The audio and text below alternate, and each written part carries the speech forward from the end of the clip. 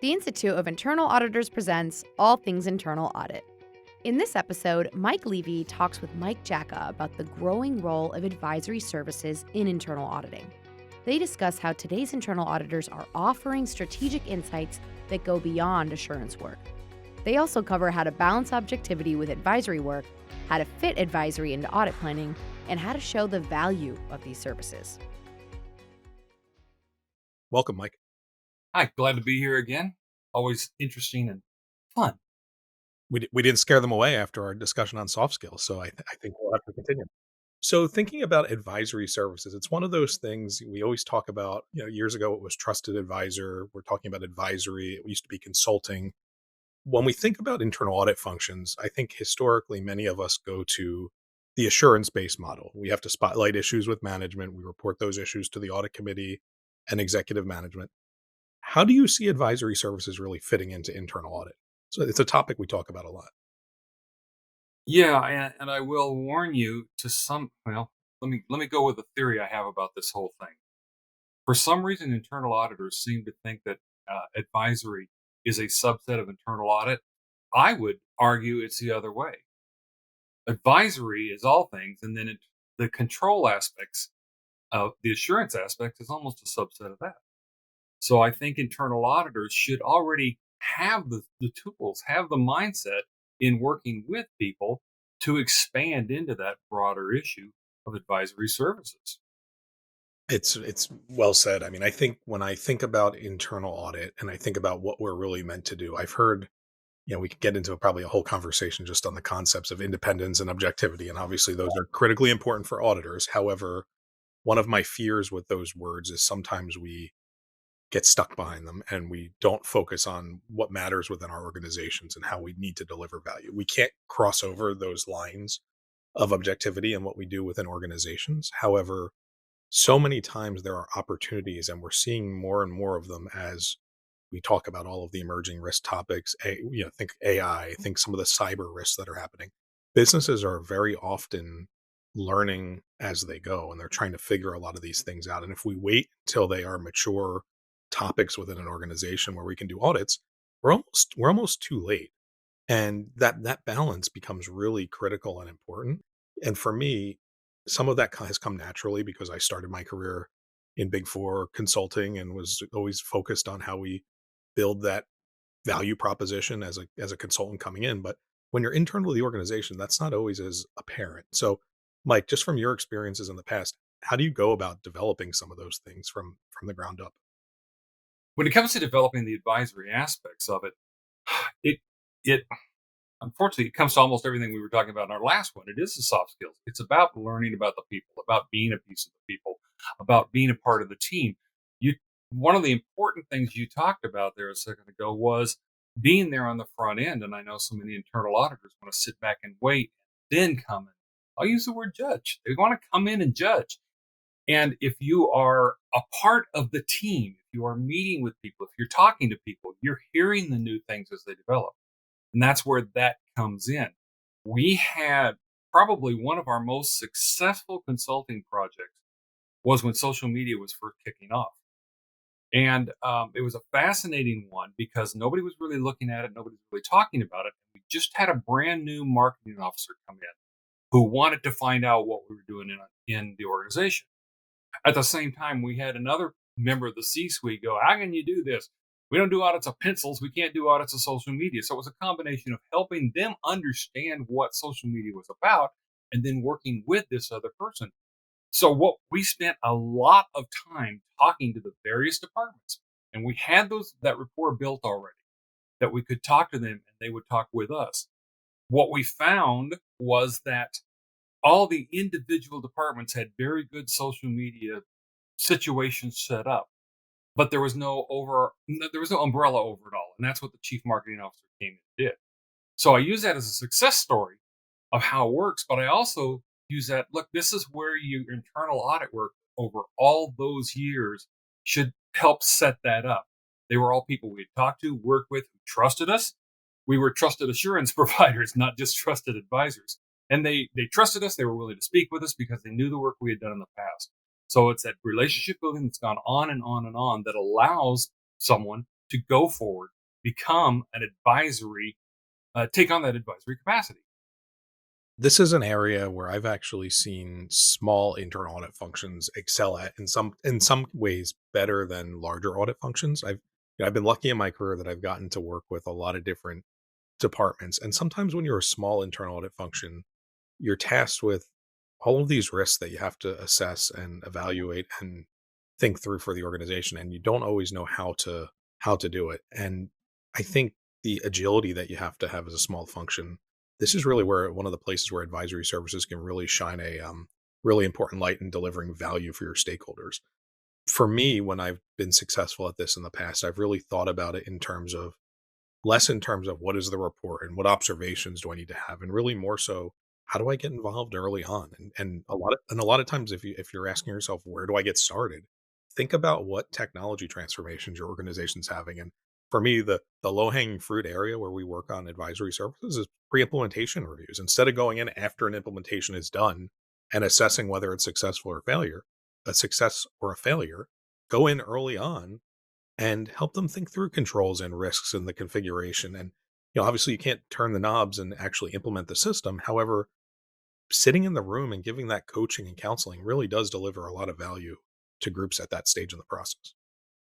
And you've hit the thing that you talked about earlier too. So many people are afraid of, well, gosh, if I'm there at the beginning, have I become the control? Have I become part of it? And it's important to remember that all you're doing is you're not teaching them controls. You're not teaching them the aspects of it. You're helping them understand how those work, because they're still going to be the ones that know better how to develop it. And you can say, okay, that makes sense to me, or have you thought about this aspect of it? But that's where consulting comes in too. It's not telling them what to do, just like in internal audit. It's not telling them what to do. It's about providing insights in the way these things work so they can come to the decisions that work best in their departments. One of the things I often hear chief audit executives who are grappling with this think through is, well, my audit committee and my KPI measurements are really all about how many findings I have and what the resolution looks like, and how do I demonstrate the value of my function if I'm not delivering audit reports every quarter, and instead I'm spending my time on advisory services. So, Mike, what would you say to that in terms of how do I talk to my audit committees about advisory services and effectively take credit for the work that I'm doing within business? Well, first off, I can rant for hours on KPIs because I have so many problems with so many of the KPIs that people. And I'd say that's where you go. What are your KPIs? And you can literally establish KPIs around advisory services. Who's talking to us, who's coming to us. I know there's some people who do have that KPI. How many people have come to us with issues? How many have come to us with potential situations? So if you have built into your KPIs, you bring that advisory piece into it. Now, that does mean potentially educating the audit committee. They do not understand the advisory aspect of an internal audit department, then you've got a lot of education at the higher level that has to go on also. But ultimately, I think that's it. Do they understand what it is, internal audit, the value of internal audit beyond just assurance? And once they understand that, then finding the KPIs that measure that. One of the organizations I've worked with in the past when I was serving in so I do consulting now, but when I was serving in a chief audit executive role, we got to a point, and you can't always do this with every organization because you really have to measure the culture of where the business is and what you can have support to do. But we're actually doing more advisory services than we were assurance-based services. And that doesn't always work that way, and you can't always do it that way. However, in that business, it made a whole lot of sense because there are a lot of really immature processes, and it delivered a ton of value for them. The other concept I've thought a lot about is when you can sort of dual purpose the assurance and advisory services. And what I mean by that is, when does an assurance project turn into an advisory project, or when can you identify something from an assurance side of the house and then have another project that layers on afterwards turn into an advisory services one? Have you ever seen that, or have you ever contemplated? I have some examples, but curious to get your thoughts. Yeah, I would say in general, I cannot think of it. I know what happened, but it does speak to the flexibility that needs to be allowed for people. I'll throw this quick story in. This was a long time ago in an audit department far, far away, where on the annual schedule, we were not allowed to change the annual schedule in spite of the fact that risks had changed, because they didn't know how to go to the audit committee and say, we're changing it, because the fear was that they would look like they didn't know what they were doing. So you have to get beyond that. But I'd be interested in the stories you've got where it actually did make those changes. I had one time where it was actually an advisory. I mean, it was a financial controls audit. So we were doing it. It wasn't Sarbanes Oxley, but it was private company that had adopted a lot of the elements of Sarbanes Oxley, and we had basically been going through the core financial processes, and we identified a control that passed our financial testing, and effectively, it was a very basic accounts payable control, right? So we had something that was the equivalent of check signatures are properly signed by the person with the right authority before sign off. Passed the test. It was signed. We saw a lot of inefficiency in that process and what we looked at, and we actually kicked off an advisory project with them where we did a lot of the risk assessment and worked with the business to really understand where some of the pain points and breakdowns were in the process. And what that translated to was a very large transformation project that the business did and generated seven figures of savings for them in the business, because effectively what they had was a legacy process where they had an authority matrix with physical signatures on the authority matrix, and they had a team of people that was physically reviewing signatures against a hand stamp that was on invoices. And we looked at that, we said, well, it passes the control and it works. Highly inefficient and doesn't really generate the value that you can within the business. So for us, we used even something that was the equivalent of a Sarbanes-Oxley process to identify an opportunity for the business, and then we worked with them through a separate advisory project. Those types of things I think are always interesting. And I've talked to audit functions about this, and one of the key questions I always get is about the teams that they have in place, and how do I develop talent so that we can have resources on our team that aren't just quote unquote checking the box, but instead really looking for things from a holistic lens of how do you improve the business. What do you think about that side of things in terms of the skill sets that might be required here? And do we have them in internal audit functions now, or do you think we still need to do a lot of work around training? Well, I desperately hope we have most of them in internal audit departments. I know there's a lot that don't. But right off the bat, that flexibility I was talking about. Back in the olden days, we had ICQs, internal control questionnaires. If any of you out there remember what they were, you know why we hated them. It was yes, no, and you were done. Well, we've learned to be ask questions that lead to things. And the really good audit work is that work that is not only following the kind of questions that need to be answered, but listening to the answers to see which direction they go. And that's where you start building that. Wait a minute, this may not be a control, but this is something important to look at. So it's the developing the listening skills, it's developing the interviewing skills, it's keep coming back to relationship management so people will talk to you.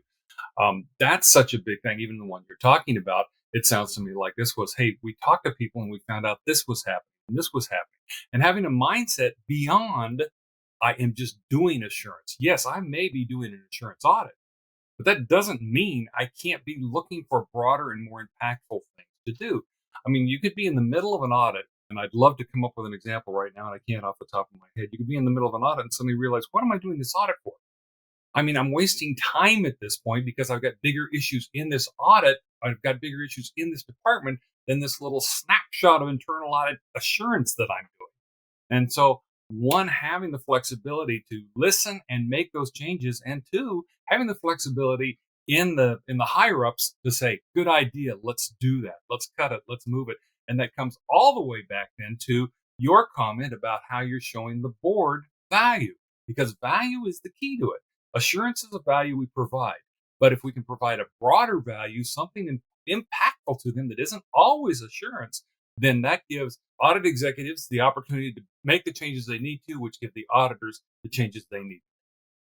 Well said, well said. And I think when I take a step back and I think about all of these things, one of the things I was most excited about in the new standards, right? So as I probably mention every time I speak, we have a new set of global internal audit standards that were just went live this year with topical requirements that are now officially in place, right? The cyber topical requirements just came out in this month in February, a couple days ago. And one of the things that I think the new standards are really supportive on, and I was really excited to see this, was that there's the concept of advisory services. And I think when we think about internal audit and we thought about our standards and we think about where we see the practice of internal auditing going over the next 10 years when we do our visioning, I think advisory is really the place where we're going to start delivering value. We always talk about that we're a group that wants to have a seat at the table, and we want management to come to us and bring us problems so that we can help them think through them. And this is the place where I see us being able to deliver on that promise within businesses. And I think ultimately, when I look at the new standards and I look at how we're starting to assess internal audit functions and the concepts of advisory services, it's very pronounced in the new standards and it's very pronounced in the topical requirements as part of those standards. So even when we look at things like the new cybersecurity topical requirement, how do we apply them to advisory services? They're not necessarily required for advisory, but they are written in a way that we can take elements of them and think about the governance process of a cybersecurity operation within business or any other information security apparatus. And as we continue to develop more topical requirements and really continue to evolve our standards to meet the needs of our profession, I think you're going to see more and more of that come down the pike. I want to get into, again, back to the concept of the mindset. And I think you're right. The standards are allowing us to have a mindset that allows us for more of that change. How do auditors get that? And again, I come back to a mindset. And the reason I mention mindset is I was very lucky. The audit department I came into, we were doing nothing but assurance, but it still had an advisory aspect to it. And as we went on more and more, I was learning and I was then teaching I almost had to reverse engineer how I got there. It was not about a control. It was about how things ran better. Now, if a control helps things run better, then that's what you're looking for. I was with Farmers Insurance. We did a lot of audits of our agents. I can't even remember, thousands of agents every year. And I learned quickly and I trained others quickly. You do not tell people you do this because it's a control, especially these were independent contractors. They didn't care what we had to say. Instead, you had to show them how it made them run their business better. That's the mindset, even in an assurance audit, that you need to have. How are you making them do their job better? How are they allowing them to get their job done better so that they get more work done more efficiently rather than, look, got to control, got to control, got to control. Yes, control's a great story, but that cannot be the end all and be all of it.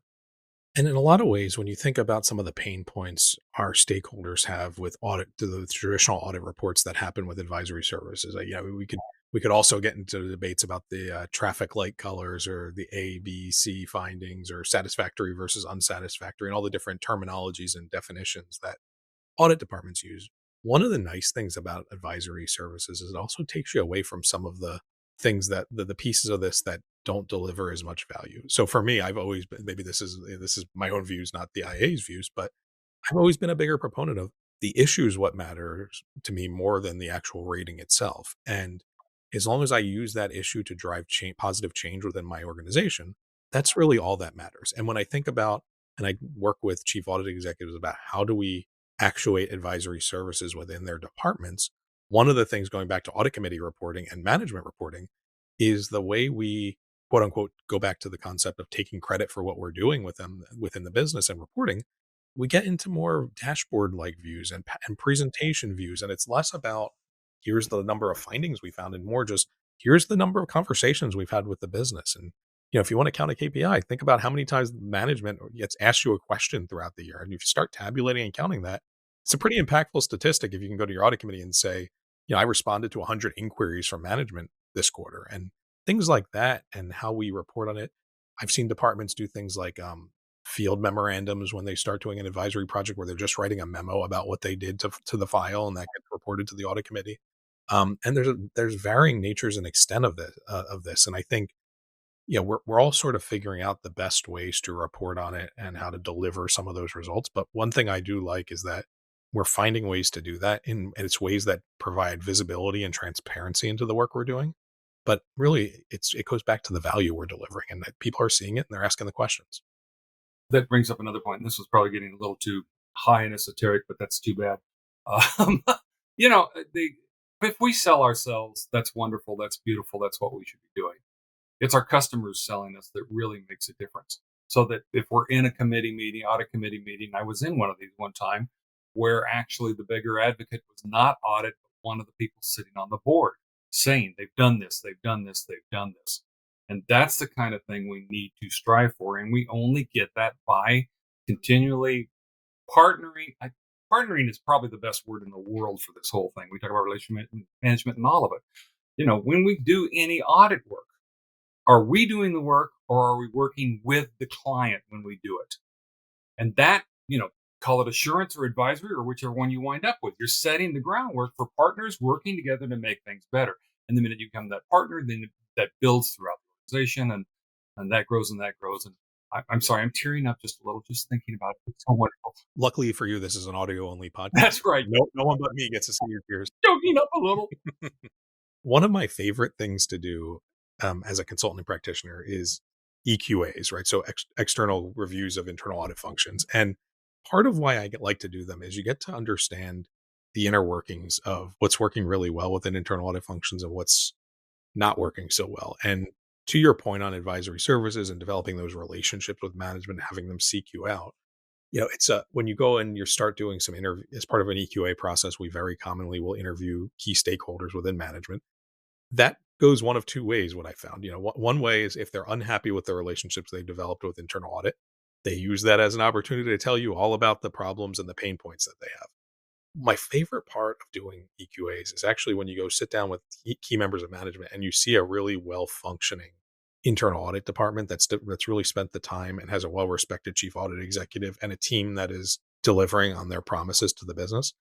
You hear it in the voice and the tone that stakeholders talk about the internal audit function. So I was very recently, without sharing any specific names, obviously, very recently out in Minnesota, and we were doing one of these, and the level of positivity and the way that they talked about internal audit was a central part of the process. And the team had really spent a lot of time developing key relationships, and they saw them as key stakeholders. And time again, every single time I spoke to a stakeholder in management, the first thing they would talk about was the value proposition of internal audit and how they see us as someone that they want to bring to the table because we are delivering value and there's a level of trust. And it was talked about in such a way of reverence that I wish I could have heard that at every function that I visit, because they were executing on advisory services quite well. You'd hear the business say, I was going to go put in a new process, but I really didn't want to do that until I ran it by internal audit and I talked to them about the different opportunities and risks and controls that needed to be in place. And we had the auditors with us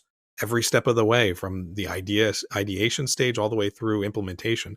Just hearing some of the words people are using, to me, that's an example of a really highly functioning department. And I think if you kind of work backwards into some of the root, we always do root cause analysis when something negative happens, but when something positive like that, and you think about the root cause analysis, it goes back to the leadership and the style and the way that they are doing their planning at the end of the day. And sorry, there's a question here. I'm just meandering a little bit, but when you think about the planning of an internal audit function and what makes a highly effective CAE and their leadership of the team, what do you think are the CAEs that are here or audit leadership that are listening into this can do to really effectuate some of this change within the group when thinking about it this way from a relational perspective?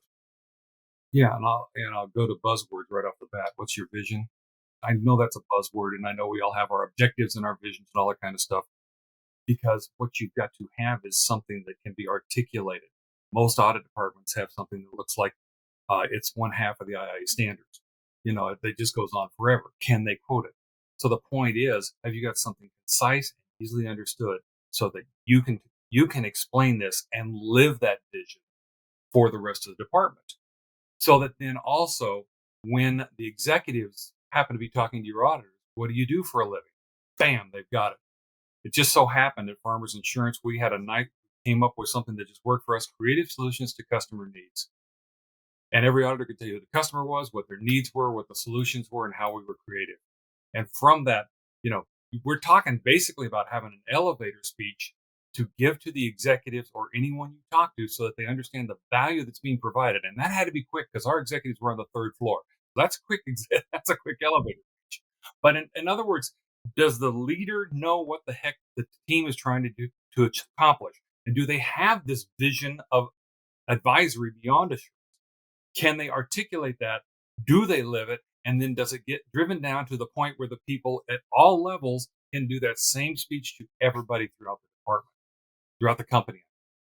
You've hit on a lot of really important parts, but one thing you said that kind of goes back to something I had said earlier too, which is it's really understanding our stakeholder needs, right? So you want that elevator pitch and the vision of the department and aligning it to the organizational values and the culture, you have to know and develop your taxonomy and the way you talk about things to fit the organization that you are. Not, we could write a book about this, and effectively, if you said, say these 10 things, it's not going to work within every organization because different personalities, different cultures exist. And part of how and why we embed, whether you're embedding as a consultant, as an external consultant coming in, or you're an internal, in-house internal auditor, it's all about understanding the people and the culture and developing your vocabulary in a way that you can say things that influence change within the organization. And to me, that's ultimately, whether we're doing an assurance-based project or an advisory project, if I were to summarize as simplistically as I could what is the purpose of internal audit,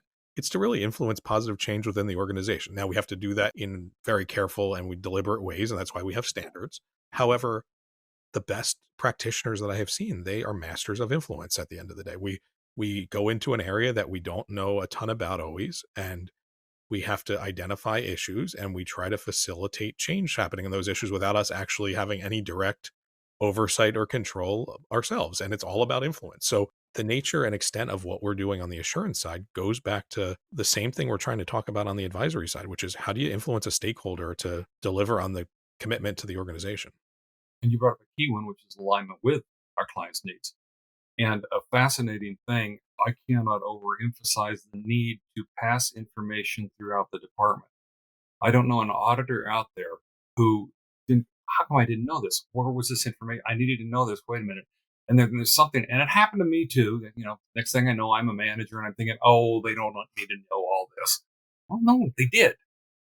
Over inundate people within your auditors with information about the organization, about the departments and what's going on with them.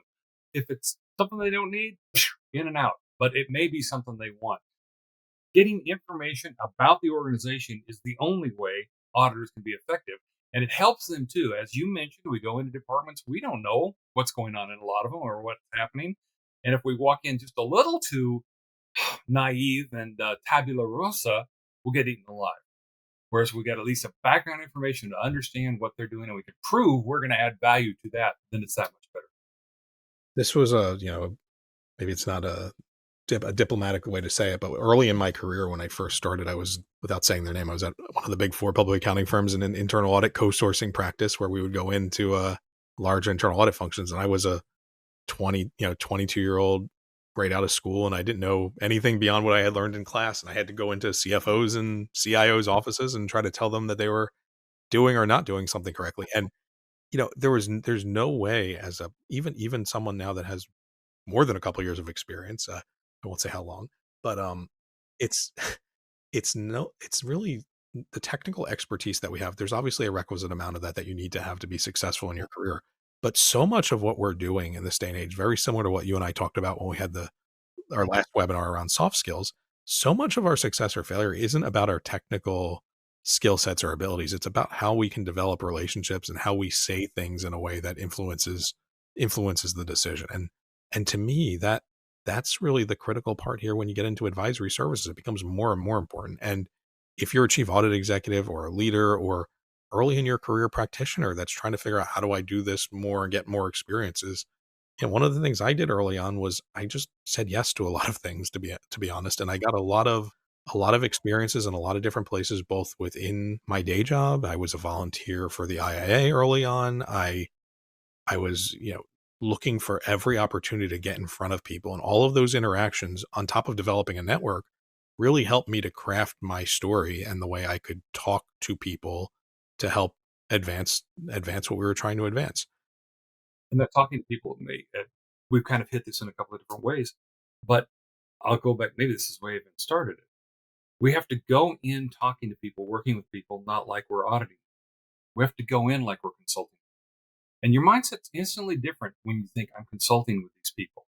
Now, that doesn't mean you're not doing insurance work, but you're still, your mind just works differently when you go, I'm consulting with them. I'm part of the team. As opposed to, no, we still have a lot of people out there that think they're internal auditors, and there's still a lot of cops out there. 100%. Oh, it's well said.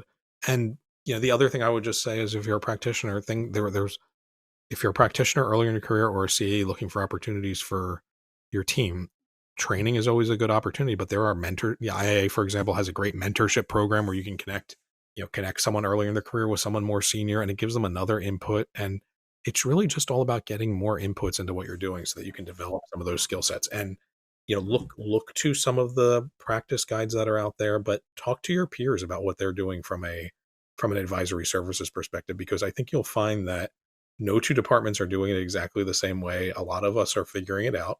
There's a lot of best practices that are out there. So as we go to different events and conferences, and as we get in person with people, I mean, so much of those interactions is where these ideas formulate and how we get better at what we do.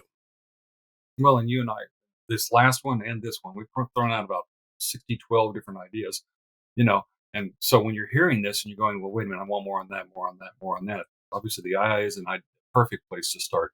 A lot of other resources obviously out there too. Read nonstop, look for what's out there. But yeah, find what interests, or find where I need some help, and start digging and going into it. And if you see Mike and I at a conference, feel free to flag us down. We're happy to always talk about it as well. As you can tell. They keep inviting us back, Mike, so we must be doing something right. Well, no comment. Well, thank you very much for your time today. We really appreciate it, and looking forward to seeing you soon. Okay, thank you much. Thank you all. Are you concerned about security in the age of AI? Join the IIA's 2025 Analytics, Automation, and AI Virtual Conference on April 24th. You can hear from industry experts how cutting-edge technology is transforming internal audit by securing your spot and registering today at theiaa.org. If you like this podcast, please subscribe and rate us. You can subscribe wherever you get your podcasts. You can also catch other episodes on YouTube or at theiaa.org. That's THEIIA.org.